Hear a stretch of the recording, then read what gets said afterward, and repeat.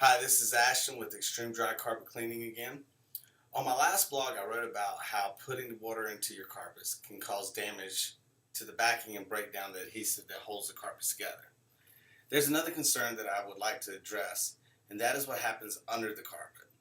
My concerns are not just the carpet itself, but the parts that you can't see. Everyone knows there's padding under most carpets unless it's glued directly to the floor. And there's also wood tacks, strips with nails, and these nails and wood strips hold the carpets snug against the walls.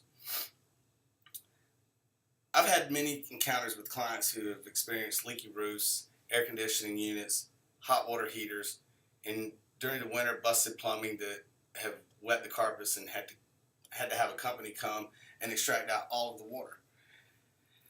After these dreadful experiences, they've decided to replace their carpets with hardwood, tile, or even sometimes just new carpet. And during the process of pulling up the existing carpet, they uncovered mildew and mold or mold. The tack strips are all black and moldy and rotten apart. The nails that are in the tack strips are rusting through, and if they stayed there a little bit longer, you'd actually start seeing it rust through the carpet fibers into the yarn. We've seen that happen before. On one occasion, the customer had their carpets cleaned by a wet company, and it was 3 months later a pipe busted. They'd never had wet carpets except for cleaning them, and when they pulled up the carpets, there was mold growing under the padding, or in the padding. When they went after the carpet cleaning company, they were told they couldn't prove that the carpet cleaning company caused the mold, so they had to eat the expense. This actually happened to a hotel that I was called to come and give a quote to. In the restaurant, there was an area where the carpet had very large rolls in it, and I talked about that in the previous blog. I asked what happened to the general manager, and she told me that the air conditioning unit had a leak and the water ruined the carpets. Later, when they removed that carpet, they realized that there was mildew and mold beginning to grow under the carpet. Unfortunately for both of us, they hired a wet company to go in and clean their carpets, and the water that they cleaned with actually fed the mold and mildew and made this issue that they had much worse. During our walkthrough and the knowledge of what caused the carpets to separate from the floor to begin with, I suggested that they have someone come in and inspect under the carpets.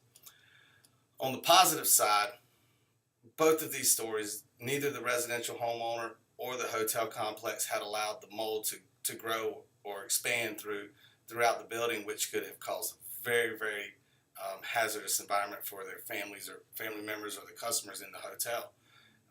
The hotel did lose thousands of dollars due to having to close the restaurant for a few weeks while they ripped out the carpets, cleaned all the mold, and reinstalled new carpeting. Fortunately for the family, none of the kids in the house got sick. To make this short, everyone knows that mildew and mold grow in these types of environments. So make sure that you do what you can to prevent this from happening to you.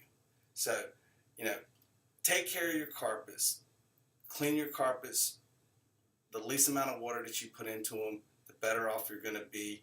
Don't feed that mold and that mildew, those spores that are already in the air naturally. And call Xtreme Dry Carpet Cleaning for all of your carpet needs. Thank you.